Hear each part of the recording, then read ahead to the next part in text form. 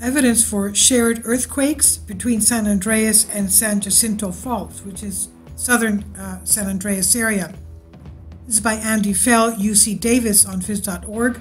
Today's article: the San Andreas and San Jacinto faults have ruptured simultaneously at least 3 times in the past 2,000 years. Most recently in 1812, according to a new study by geologists at the University of California, Davis, and San Diego State University. The work was published December 7 in Journal Geology just a few days ago. Large earthquakes involving multiple faults increase the threat of strong ground shaking. However, each of these faults on their own can generate a large magnitude 7.5 or above earthquake, said Alba Rodriguez Padilla, the graduate student at UC Davis and the first author of this paper. He said, typically we think earthquakes will remain confined to a single fault, especially for mature faults such as the San Andreas and the San Jacinto, which are well-established, geometrically simple plate boundary faults, Rodriguez Padilla said.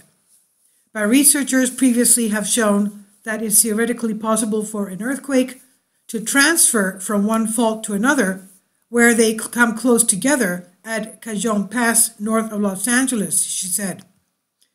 Rodriguez Padilla said, however, prior to our study, there was no direct physical evidence to these joint ruptures or shared earthquakes do in fact occur. But after the study, of course, they found they do occur. Between the south end of the San Andreas Fault and the northern end of the San Jacinto lies a small fault, the Little Creek Ridge Fault. This fault would slip only when there is an earthquake shared across the 2 bigger faults. The Little Creek Ridge Fault does not itself do any work during these shared earthquakes, just acting as a passive marker, Rodriguez Padilla said.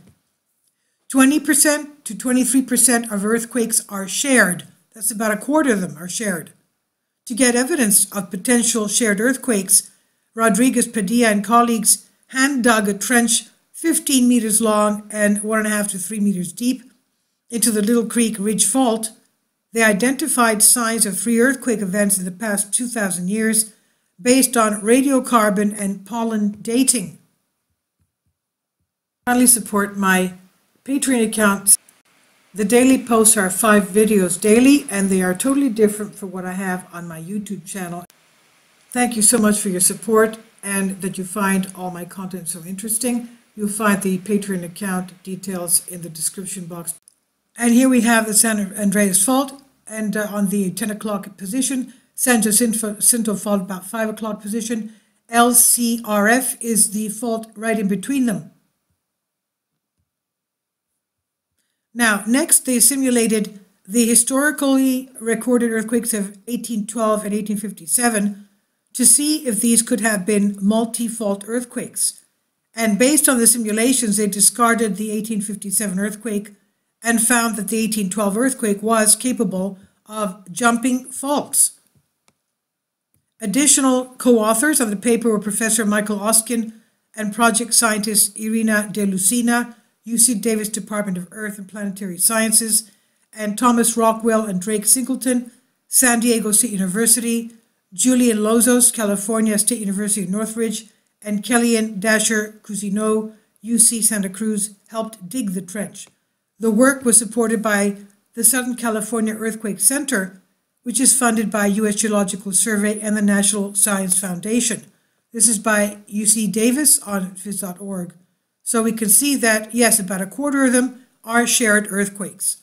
This is a new finding. So yes, they do share earthquakes, especially the big ones. Please leave your comments. Thank you for your support.